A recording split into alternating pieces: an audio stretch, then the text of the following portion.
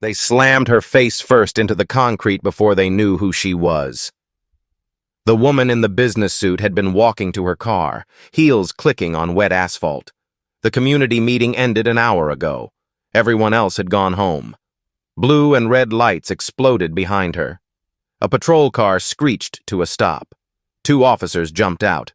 The sergeant approached fast. His partner circled around. "Stop right there!" The voice cut through the night air. She turned slowly, hands visible. "Good evening, officers. Is there a problem?" "We'll ask the questions." He stepped closer, hand on his weapon.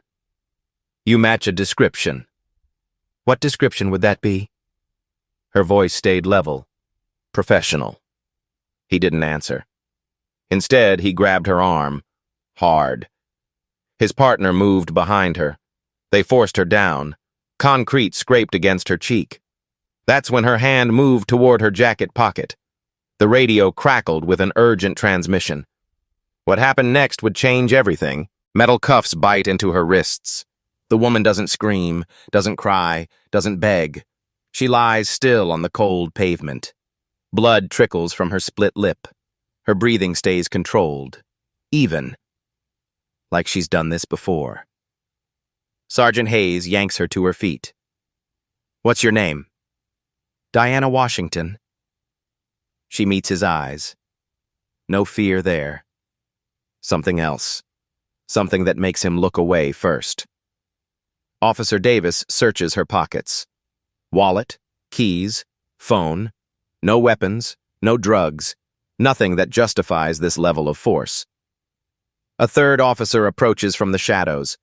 Officer James Wilson. Young, nervous. His radio crackles with routine chatter. "What have we got?" Wilson asks. "Suspect matching the robbery description," Hayes says. His voice carries less conviction now. Diana tilts her head. "Which robbery? When? Where? What was stolen?" The questions come fast, precise, like a lawyer, like someone who knows the system. Hayes's jaw tightens. "I said we ask the questions.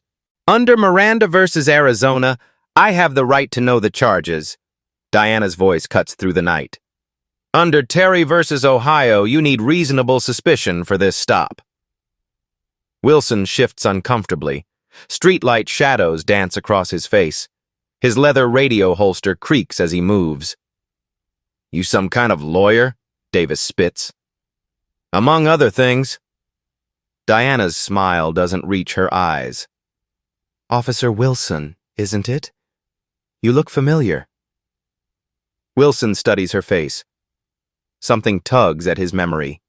He's seen her before, recently. But where? Hayes grabs Diana's arm harder. "Enough talk. You're coming with us." "On what charges specifically?" Diana asks. "And which of you activated your body cameras for this encounter?" The question hangs in the air. Hayes and Davis exchange glances. Neither reaches for their cameras. "Don't need cameras for routine stops," Hayes mutters. "The new administration might disagree." Diana's words slice through the silence. "Policy changes take effect Monday." Wilson's eyes widen. He has seen that badge before somewhere. Diana's next question made Hayes freeze. The answer would shatter everything they thought they knew. Sopped.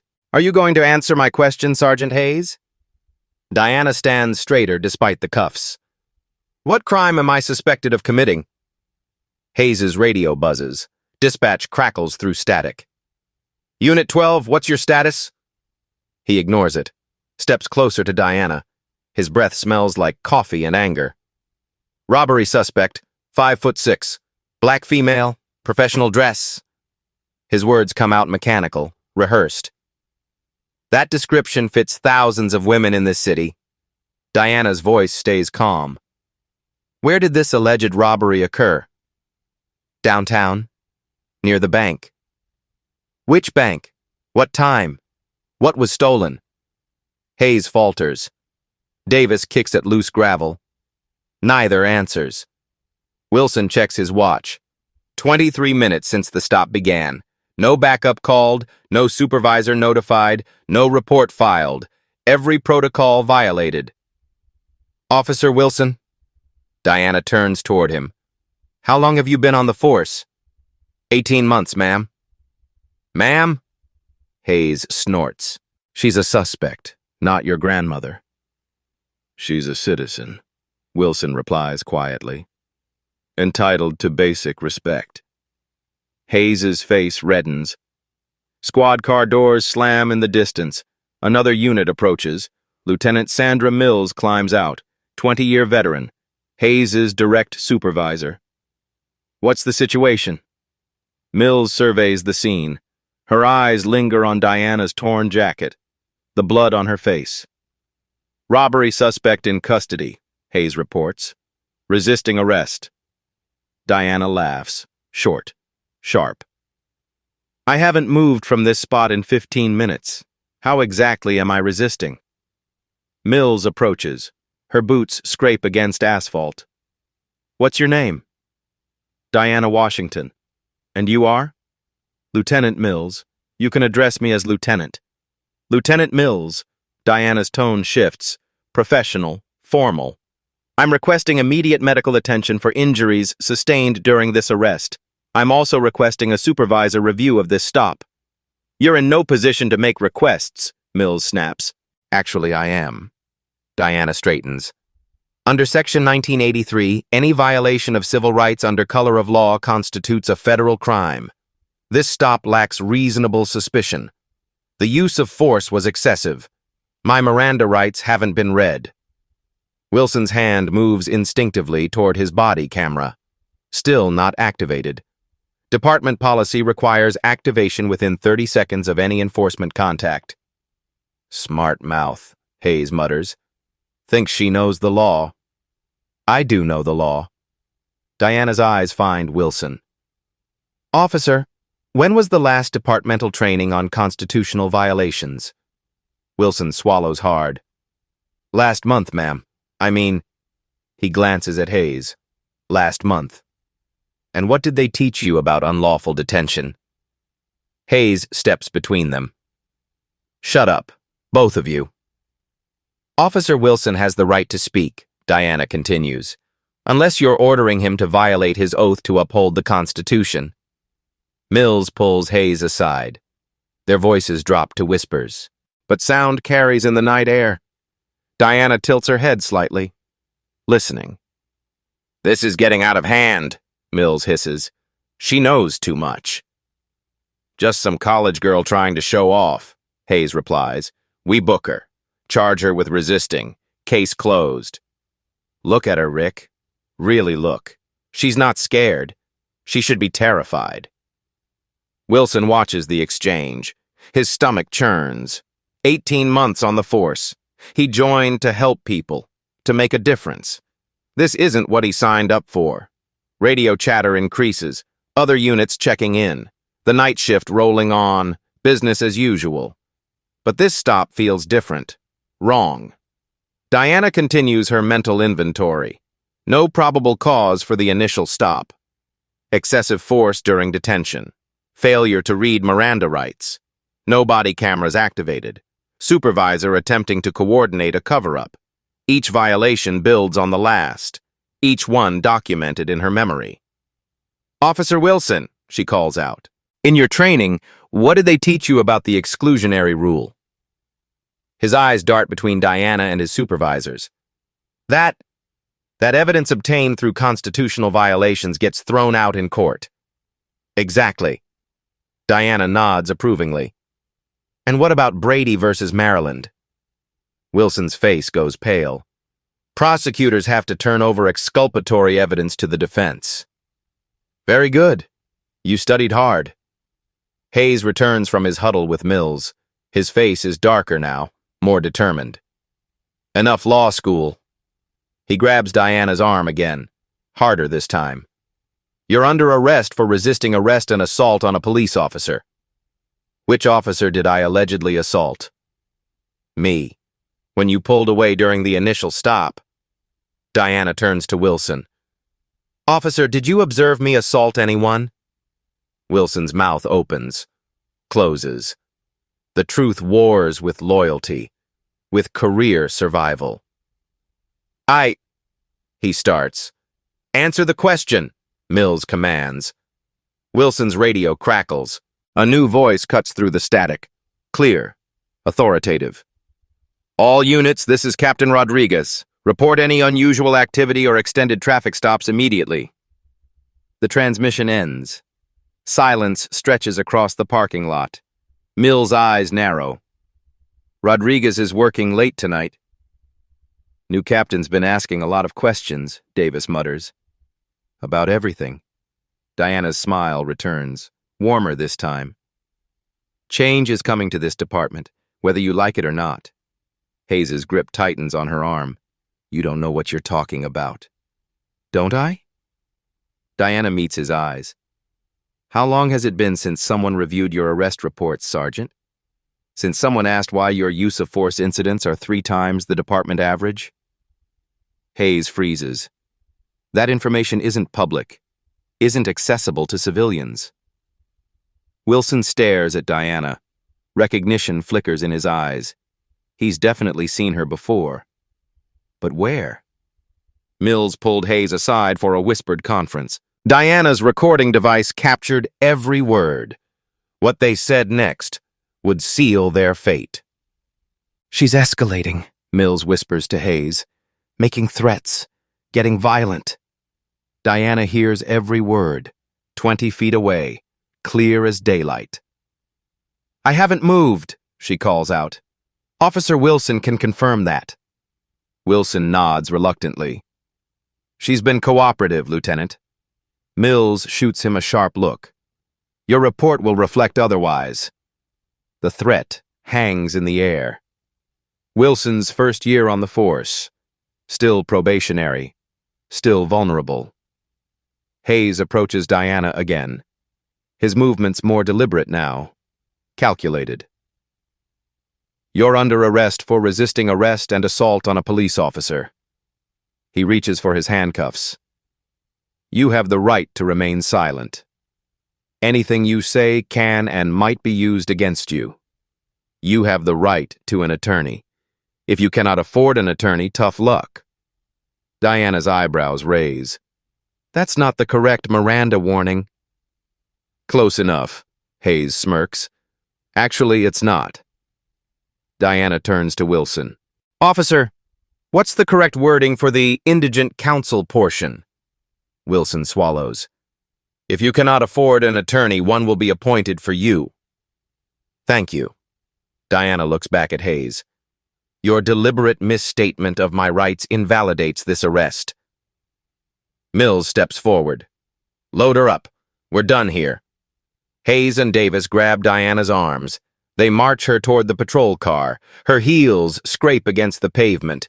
The backseat door opens with a metallic clang. Watch your head, Davis says, then shoves her forward hard.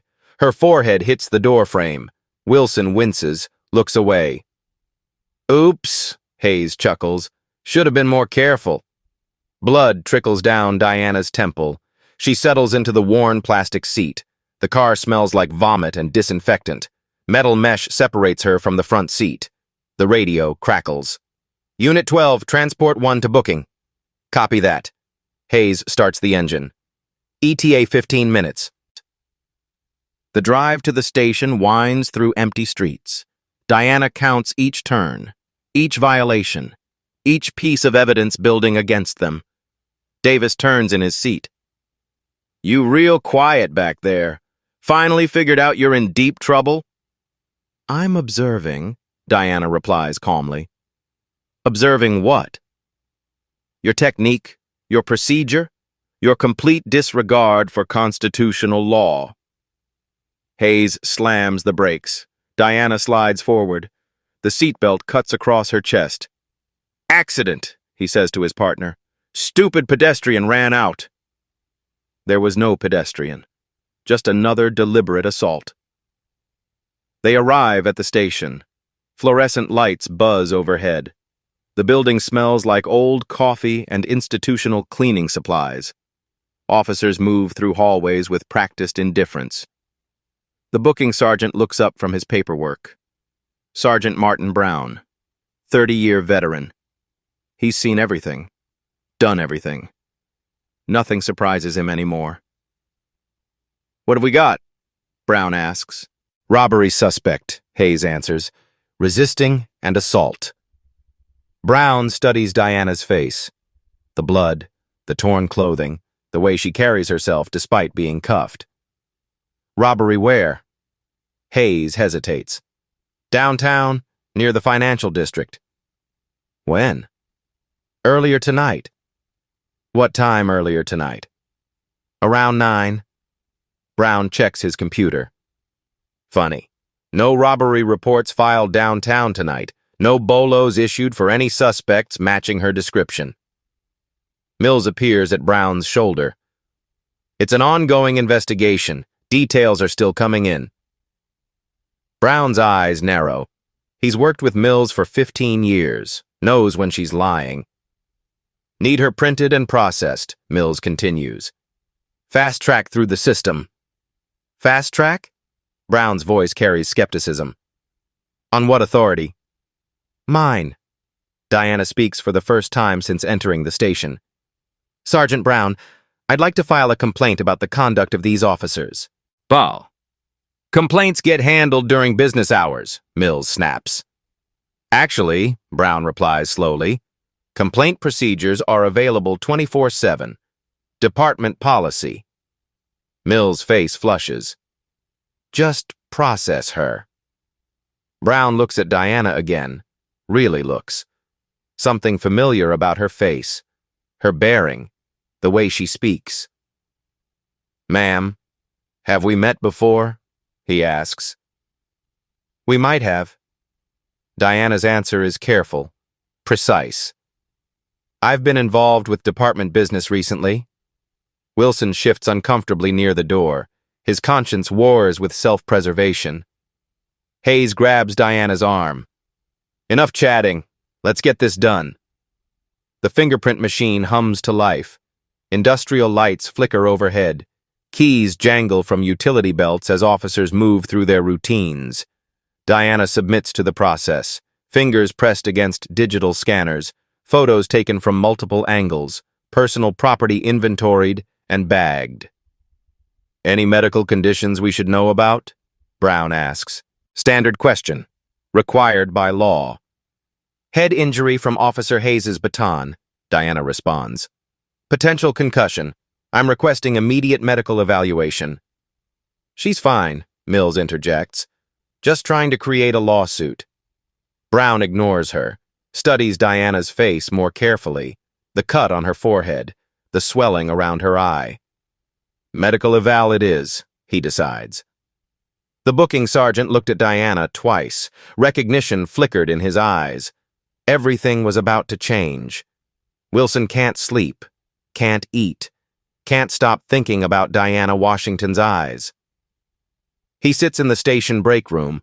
Coffee grows cold in his hands. The arrest happened 6 hours ago.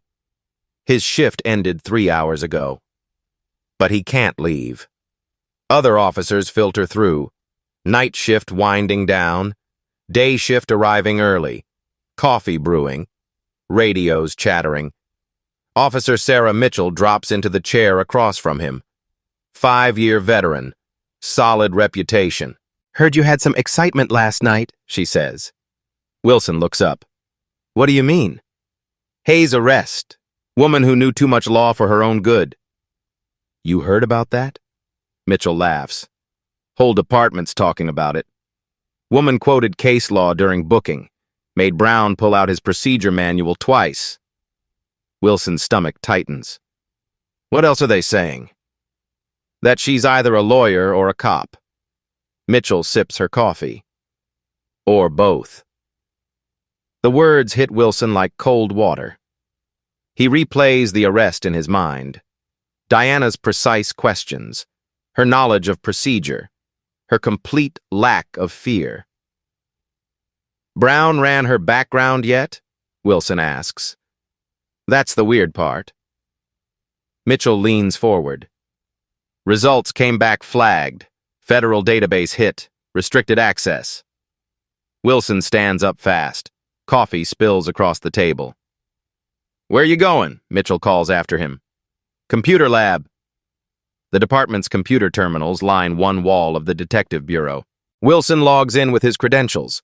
Searches for Diana Washington's arrest record. Access denied. He tries again. Same result. "Problem, Wilson?" Detective Ray Parker approaches from behind. 25 years on the force. Seen everything. "Can't access the arrest report from last night." Parker frowns. "Which arrest?" "Hayes and Davis. Woman named Diana Washington." Parker tries his own credentials. Higher access level. Same result. "That's unusual," Parker mutters. "Federal flag means Justice Department interest. Or worse." "Worse how?" "Internal Affairs. FBI Civil Rights Division. People who make careers disappear." Wilson's hands shake as he logs out. Federal interest in a simple robbery suspect makes no sense, unless she wasn't a simple robbery suspect. Meanwhile, in the booking area, Sergeant Brown reviews Diana's paperwork.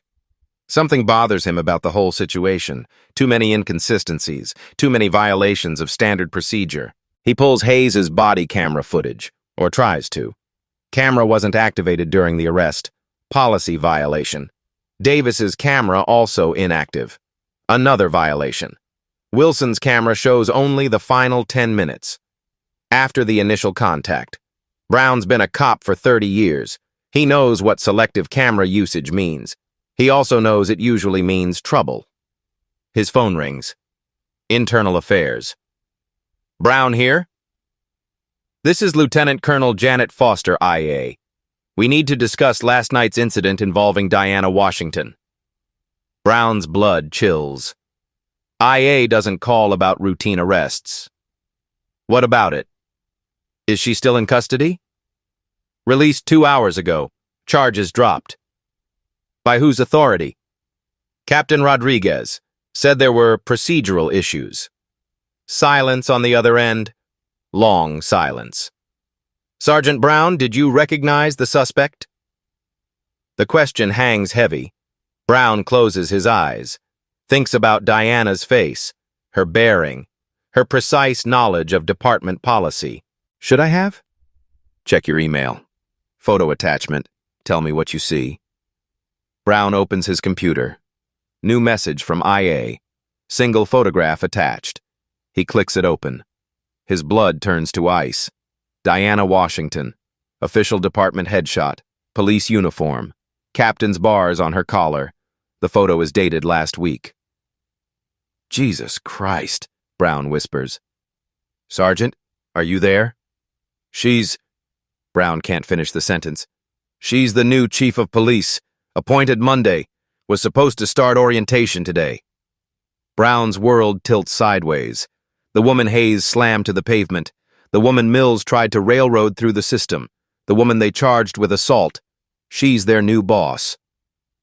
"Sergeant Brown, we need those officers in my office now." "They're not on duty until tonight." "Call them in, emergency basis." "And Brown?"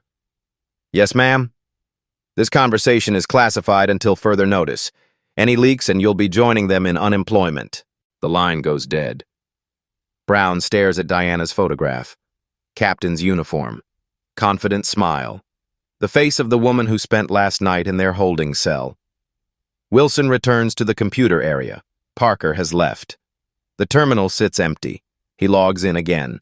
Tries a different search. Recent department appointments. New personnel files. The search takes forever. Finally, results populate. Washington, Diana M., appointed Chief of Police, effective Monday.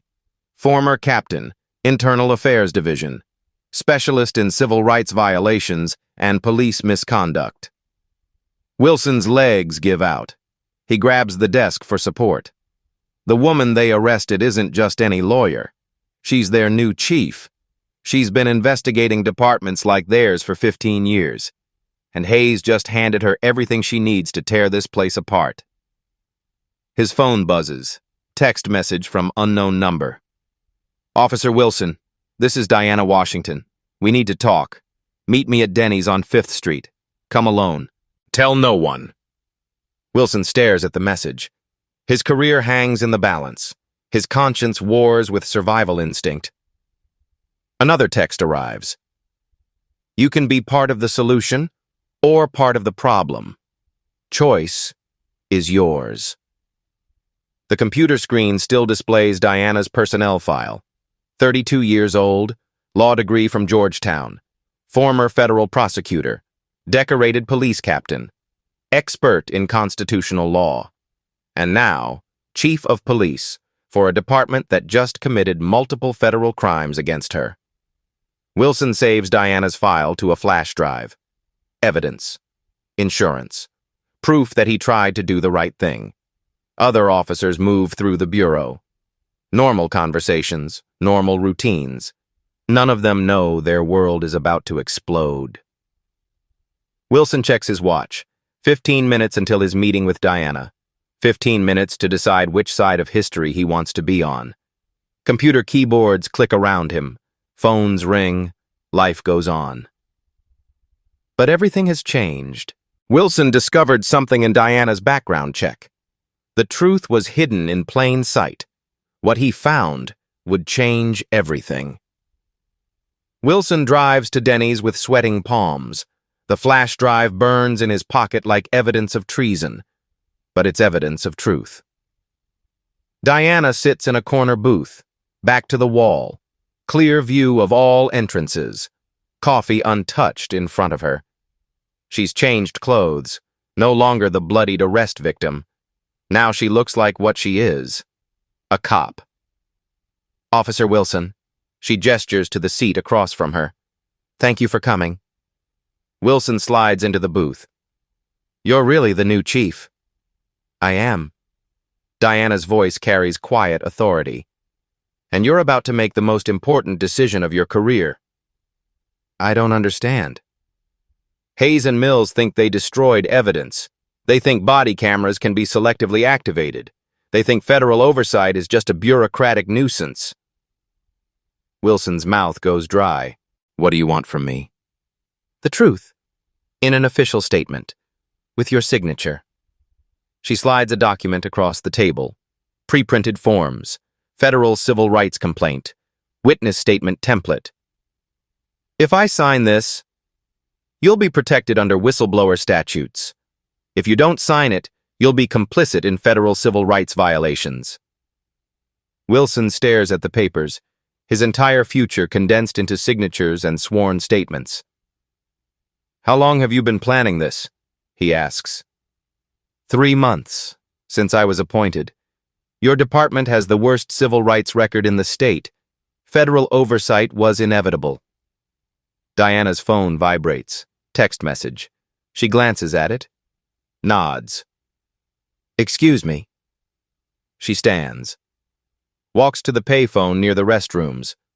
Wilson watches her dial. Old-fashioned phone with a metal cord. She speaks quietly. Urgently.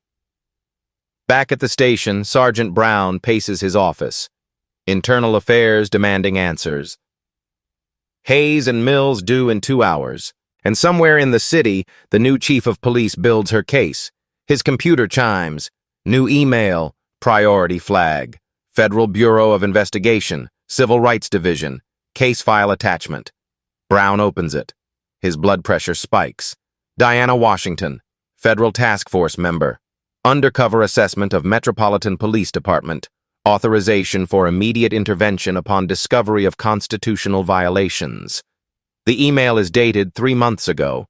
She's been watching them for months. Hayes enters the station early. Something feels wrong.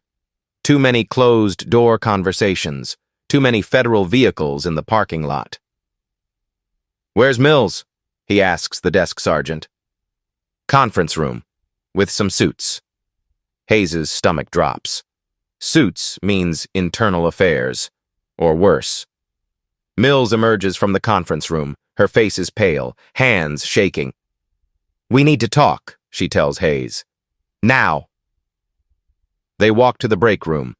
Empty at this hour. Mills closes the door. "Washington isn't who we thought," she whispers. "What do you mean?" "She's federal. Task force. Undercover investigation." Hayes feels the blood drain from his face. "That's impossible." 3-month operation. We're the targets. The room spins around Hayes. Every violation, every shortcut, every use of excessive force, all documented, all evidence. Diana's phone call lasts exactly 90 seconds. She returns to the booth, calm, composed. "Decision time, Officer Wilson." Wilson looks at the federal forms, at Diana's badge, at his own reflection in the window. He picks up the pen. On the other end of Diana's call, wheels begin turning. Federal prosecutors reviewing evidence files, internal affairs preparing arrest warrants, the commissioner clearing his schedule for emergency meetings. Wilson signs his name. Once, twice, 3 times. "What happens now?" he asks. Diana checks her watch. "Now we wait for the cavalry." Phone cords stretch across distances. Urgent footsteps echo through federal building corridors. Elevator doors open on floors marked "Authorized Personnel Only." Diana's phone call lasted exactly 90 seconds. On the other end, wheels began turning.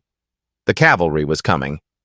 Back at the station, Hayes and Mills drag Wilson into interview room 2. Fluorescent lights flicker overhead. The tape recorder sits silent on the metal table. "Tell us about your conversation with the suspect," Mills demands. Wilson shifts in the plastic chair. Chair legs scrape against concrete floor. "What conversation?" "Don't play stupid." Hayes paces behind him. "Washington said she knew you. How?" "I don't know what she meant." Mills slams her hand on the table. "Wilson, your career depends on the next words out of your mouth." "She seemed familiar. That's all." Hayes stops pacing. "Familiar how?" Wilson's mind races. Diana's federal forms burn in his pocket. His signature on whistleblower protection documents. His future balanced on a knife's edge. "Maybe I've seen her around. Community meetings, public events." "Community meetings?" Mills laughs bitterly. "Since when do robbery suspects attend community meetings?" The question hangs in the air. Wilson realizes his mistake. Normal suspects don't attend police community outreach events. Down the hall, Diana waits in interview room 1. Same flickering lights, same institutional smell. But she sits differently now, composed, professional, like she belongs here. Captain Rodriguez enters, tall, stern, 25-year veteran. "Ms. Washington." He closes the door carefully. "I apologize for the delay." "No apology necessary, Captain. I understand you have a situation to manage." Rodriguez studies her face. The cuts, the bruises, the calm confidence that shouldn't exist after what she's endured. "My officers tell me you were uncooperative during arrest." Diana's smile is razor thin. "Your officers would be incorrect. I was fully cooperative. I was also fully observant." "Observant how?"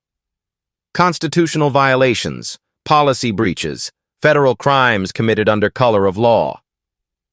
Rodriguez's jaw tightens. "Those are serious accusations."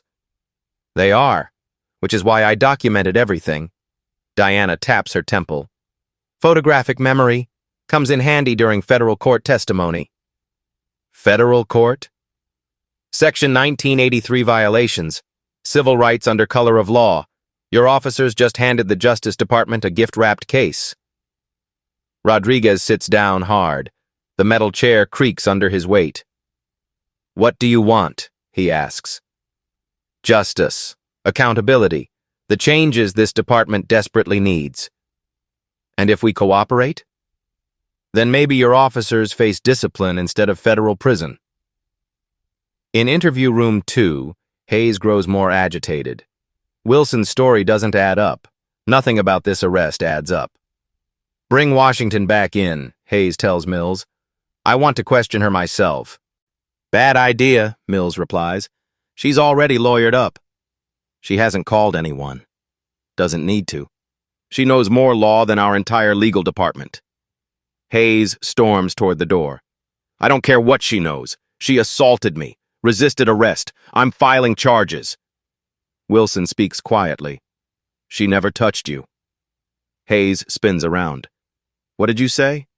She never resisted, never fought back, never assaulted anyone. You calling me a liar? Wilson meets his eyes. I'm stating facts. Mills steps between them. Both of you calm down.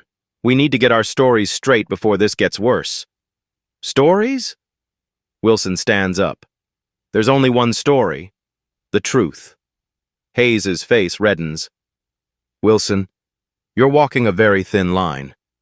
No, you walked over the line. I watched you do it. Tape recorder spins in interview room 1. Rodriguez listens as Diana recounts each violation, each breach of protocol, each federal crime committed in her presence. You seem to know our procedures very well, Rodriguez observes. I should. I helped write the federal guidelines you're violating. Rodriguez pauses. You helped write them? Justice Department Task Force, Police Accountability Standards, Constitutional Compliance Requirements. Diana's voice carries quiet authority. I spent 2 years developing the framework your department ignores. The captain's face goes pale. Federal task force members don't get arrested for robbery. They investigate departments that violate civil rights. Ms. Washington, who exactly are you? Diana reaches into her jacket, slowly, deliberately, produces her federal credentials. Special Agent Diana Washington, Civil Rights Division, Federal Bureau of Investigation. Rodriguez stares at the badge, the federal seal, the photograph matching the woman across from him. You're federal law enforcement. I was, until Monday, when I become something else entirely. Which is? Diana's smile returns, wider this time, more confident. Hayes burst through the door without knocking. Rodriguez, we need to talk. This woman is... He stops mid-sentence, sees Diana's badge on the table, sees Rodriguez's expression. What is that? Hayes asks. Rodriguez answers quietly. Federal credentials. Hayes asked the question that would destroy him. Diana smiled for the first time that night. Her answer would end his career. Federal credentials? Hayes's voice cracks. That's impossible. Diana slides the badge across the table. Hayes picks it up with trembling hands. FBI seal. Diana Washington. Special Agent. Current and valid. You're a federal agent, Rodriguez says slowly. Was, until Monday morning, when I become chief of police for this department. The words hit like explosions. Hayes drops the badge. It clatters against the metal table. Rodriguez's radio crackles. Captain, Commissioner Davis on line 1 says it's urgent. Diana's smile widens. You should probably take that call. Rodriguez steps outside. His voice carries through the thin walls. Yes, sir. No, sir, I understand, sir. He returns 60 seconds later, his face gray. Ms. Washington, you're free to go. All charges dropped. Effective immediately. Hayes jumps up. What? We can't just... Sergeant Hayes, you're relieved of duty, pending investigation. Investigation into what? Civil rights violations, excessive force, falsifying reports. Should I continue? Mills appears in the doorway, her face pale. Rick, we need to leave. Now! I'm not going anywhere, Hayes snarls. This is my station. Not anymore, Rodriguez replies. Internal Affairs is en route. Federal agents behind them. Diana stands slowly, straightens her torn jacket, wipes blood from her split lip. Officer Wilson, she calls down the hall. Could you escort me to my vehicle? Wilson appears immediately. Yes, ma'am. They walk toward the exit. Fluorescent lights buzz overhead. Other officers watch from doorways. Word spreads fast in police stations. Wilson, Diana says quietly as they reach the door. Thank you. For what? For choosing the right side. Diana pauses at the station door, looks back at the building that will never be the same. Hayes and Mills huddle near the booking desk, whispering frantically, planning damage control that won't work. She turns back with something in her hand, a small recording device. Red light blinking. One more thing, gentlemen. Her voice carries across the lobby. This entire conversation has been recorded. Federal evidence in a civil rights investigation. Hayes's face goes white. You can't do that. That's entrapment. It's evidence gathering. Perfectly legal when investigating federal crimes. Car engines start in the parking lot.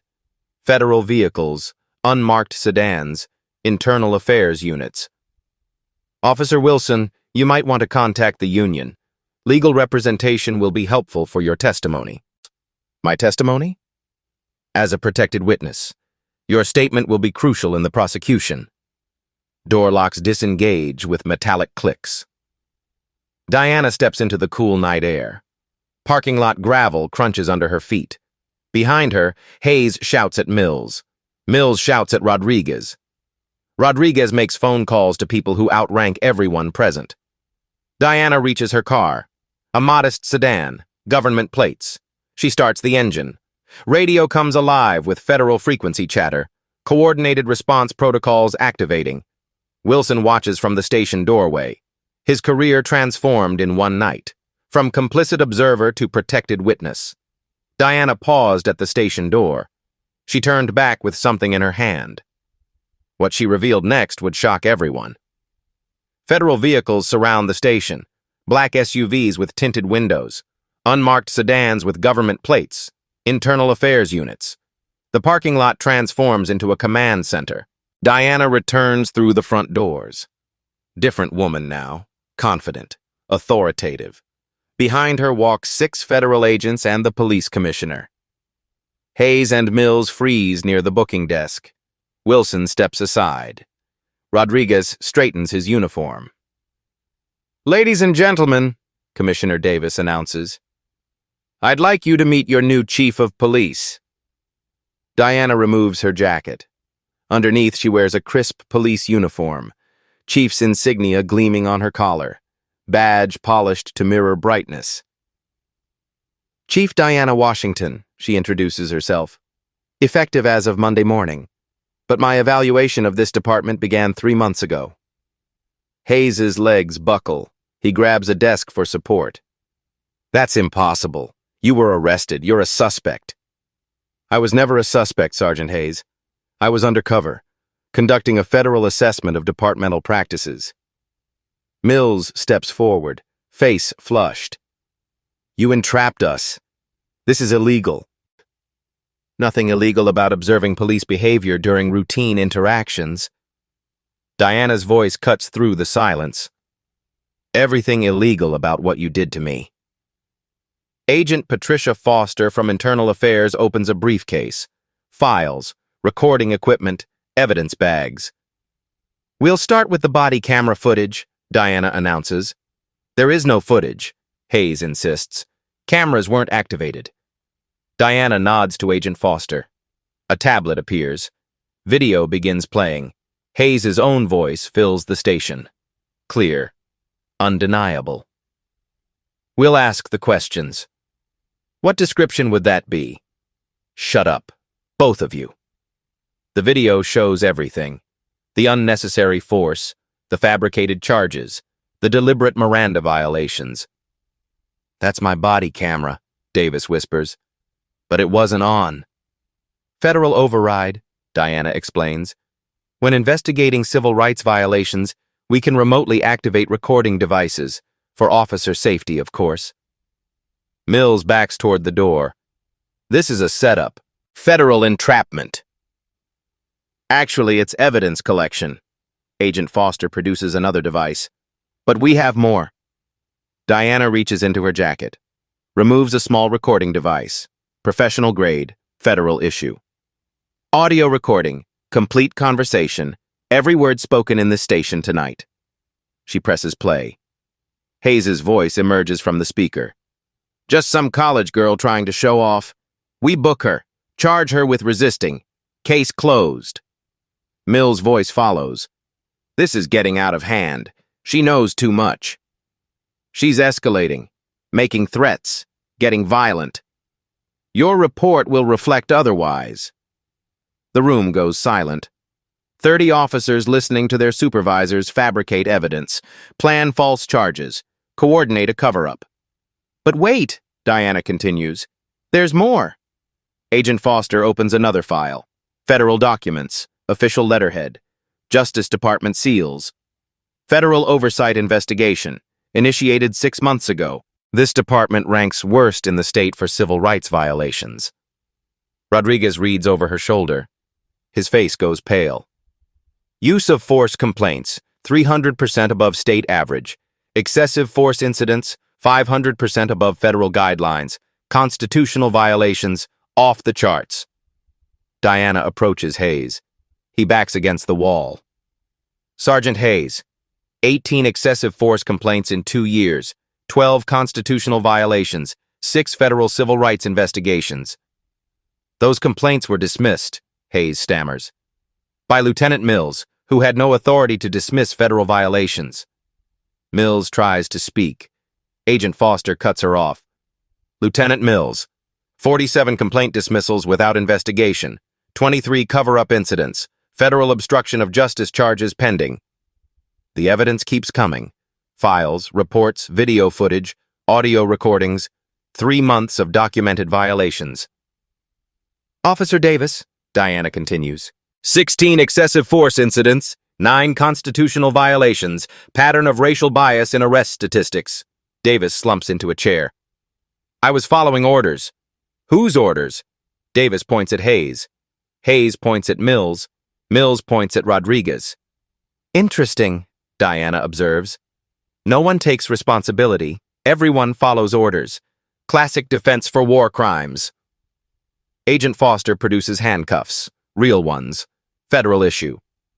Sergeant Hayes, you're under arrest for civil rights violations under color of law.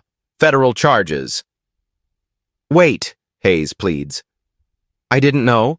If I'd known who you were, you'd have treated me differently? Diana's voice carries ice. Because of my badge? My rank? My authority? Hayes nods frantically. Wrong answer, Sergeant. Citizens deserve constitutional protection regardless of their status. That's the point you completely missed. Federal agents read Miranda rights, the correct version, every word precise, every procedure followed. Mills tries to run. Federal agents block the exits. Nowhere to go. Lieutenant Mills, federal arrest warrant, conspiracy to violate civil rights, obstruction of justice, pattern of corruption. Rodriguez watches his department implode. 30 years of police work, pension 2 years away, all destroyed by one night's poor judgment. Captain Rodriguez, Diana approaches him. You have a choice, cooperation or prosecution. What kind of cooperation? Full disclosure, complete transparency, department-wide reform implementation. Rodriguez looks around the station. His officers, his responsibility, his failure. What about my people? The good ones keep their jobs. The corrupt ones face prosecution. The choice was always theirs. Wilson steps forward. Chief Washington, I have something for you. He produces the flash drive, federal files, evidence of his investigation. Officer Wilson conducted his own inquiry, Diana announces. Gathered evidence. Chose truth over loyalty. He'll be commended. Hayes sags against the wall, handcuffs cutting into his wrists. How long? He asks. How long have you been watching? 3 months of surveillance, 6 months of planning, 1 night of confirmation. Diana turns to address the entire station. 30 officers, support staff, dispatchers, everyone who keeps the department running. Change starts now. Constitutional policing, community trust, federal oversight until you prove you can police yourselves. Agent Foster loads Hayes into a federal transport vehicle. Mills follows. Davis gets a reprieve pending cooperation. "This isn't over," Mills shouts from the back seat. "Federal interference, constitutional rights." "Your constitutional rights remain intact," Diana replies, "unlike the rights of every citizen you violated during your career." The transport vehicles drive away, red lights disappearing into the night. Wilson approaches Diana. "What happens to the rest of us? Training, retraining, constitutional education, community engagement, real police work. And if we refuse? Then you find other careers. This badge represents service, not power." Rodriguez surveys the wreckage of his command. Half his supervisors under federal arrest. Department policies under federal review. His authority transferred to federal oversight. "Chief Washington, I have to ask, why this department? Why us?" Diana's expression softens slightly. "Because change has to start somewhere. Because corruption spreads if left unchecked. Because citizens deserve better." She walks to the evidence room. Boxes of files, complaint records, use of force reports, years of ignored violations. Federal review starts tomorrow. Constitutional compliance training begins Monday. Community engagement protocols take effect immediately. Radio chatter increases. News trucks arriving. Federal vehicles departing. The story spreading across the city. Diana removes her jacket again, reveals the torn blouse underneath. The bruises, the cuts, evidence of their crime. "One more thing, people. This recording will be evidence in federal court. Your words, your actions, your choices." She presses stop on the recording device. Justice isn't about badges or rank or authority. It's about truth, about accountability, about treating every citizen with constitutional respect. The station falls silent. 30 officers processing their new reality. Federal oversight, real accountability, constitutional policing. "Questions?" Diana asks. No one speaks, but Diana wasn't finished. The next revelation would rock the entire department. Justice was just beginning. 6 weeks later, Diana sits behind the chief's desk. Nameplate gleaming, badge polished. Sunlight streams through clean windows overlooking a transformed department. Her first official acts were swift, decisive, federal. Hayes, terminated. Federal prosecution pending. 23 counts of civil rights violations. 15 years minimum sentence. Davis, terminated. Plea bargain accepted. 3 years federal prison. Testimony against co-conspirators required. Mills, terminated, transferred to federal custody, conspiracy charges, pattern of corruption spanning 8 years, 10-year sentence likely. Rodriguez, demoted, transferred to records division, pension intact but authority stripped, federal oversight of all decisions. Wilson, promoted to detective, assigned to internal affairs, protected witness status, commendation for courage under pressure. The changes ripple through every level of the department. New policies printed and distributed. Constitutional compliance mandatory. Body cameras activated automatically during all citizen contact. No exceptions, no overrides, no excuses. Community liaison officers appointed from every precinct. Monthly town halls scheduled. Citizen complaint procedures streamlined. Federal oversight until trust rebuilds. Training programs redesigned.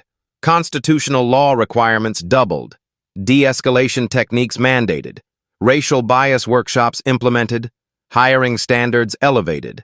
Background checks intensified. Psychological evaluations expanded. Character references verified through federal databases. Diana reviews incident reports from the past month. Use of force down 60%. Citizen complaints down 70%. Community engagement up 200%. Detective Wilson knocks on her door. "Chief, Monthly statistics are ready. Come in, detective. Wilson enters carrying files. 6 weeks of federal oversight data. Crime statistics. Community feedback. Officer performance metrics. How are we doing? Diana asks. Better. Crime rates steady. Community trust improving. Officers adapting to new standards. Complaints? 15 officers requested transfers to other departments. Couldn't adapt to constitutional requirements. Good. Better they leave than violate citizens' rights. Diana signs authorization forms, equipment upgrades, technology improvements, federal grant applications for community programs. Captain Maria Santos Knox, new hire from Federal Service, 20 years FBI experience. Diana's first major appointment. Chief, community meeting tonight. City Council wants department update. Attendance? Packed auditorium. First time in years, citizens show up voluntarily. That evening, Diana addresses 200 community members. Diverse crowd, different ages, races, backgrounds, people who previously avoided police contact. 6 weeks ago, this department failed you, she begins. Federal investigation confirmed what you already knew. Corruption, brutality, constitutional violations. Murmurs ripple through the audience, some approval, some skepticism. Change requires more than new policies. It requires culture transformation, officer accountability, community engagement, federal oversight until we earn back your trust. Hand raises in the back.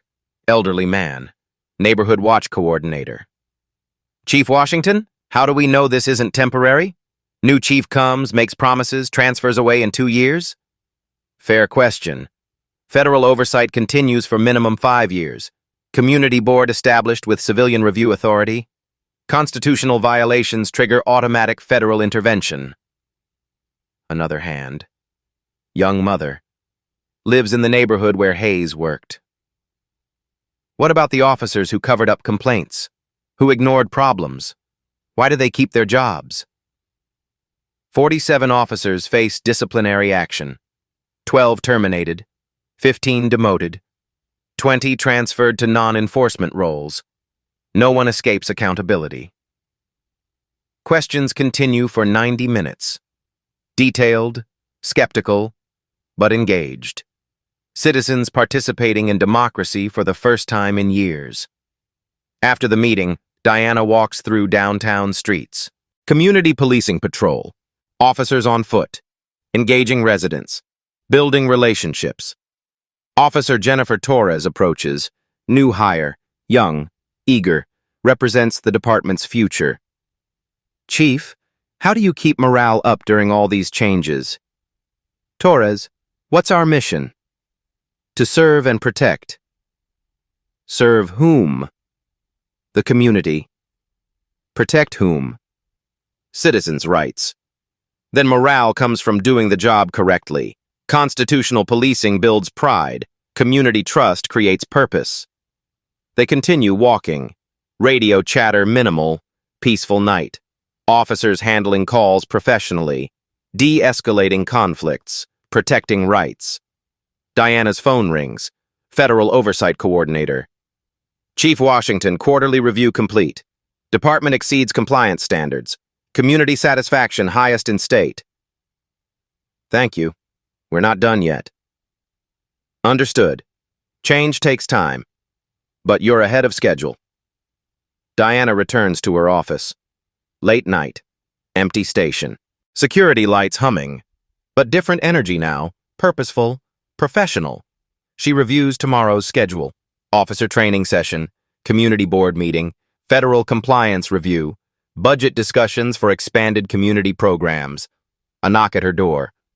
Unexpected visitor. Sergeant Brown enters. Still booking supervisor. Witnessed everything that first night. Chief, got a minute? Always. What's on your mind? Wanted to thank you for not destroying everyone. For giving good officers a chance to do better. Brown, you helped expose the corruption. You chose truth over loyalty. Why would I punish that? Some of us knew things were wrong. We just didn't know how to fix them. Now you do.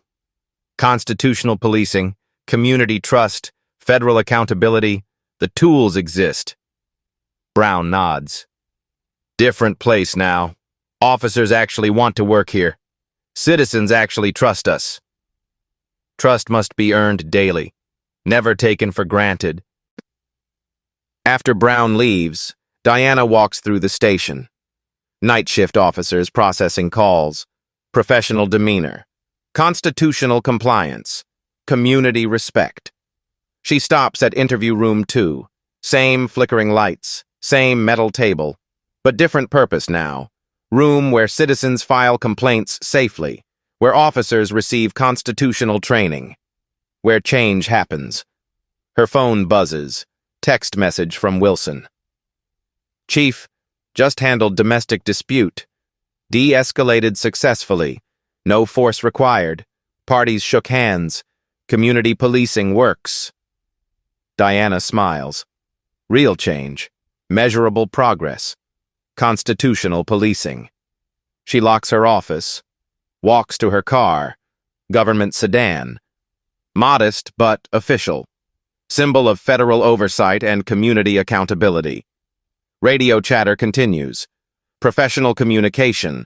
Respectful citizen contact. Constitutional compliance. The city sleeps peacefully. Protected by officers who understand their oath. Served by leaders who enforce accountability. Governed by laws that protect everyone equally. Diana drives through quiet streets. Streetlights illuminating empty sidewalks. Patrol cars moving with purpose. Community trust slowly rebuilding. Federal oversight continues. Constitutional training expands. Community engagement deepens. But real change requires constant vigilance. Daily commitment. Generational transformation. This was only the beginning. Real change requires constant vigilance. Diana's work was just starting.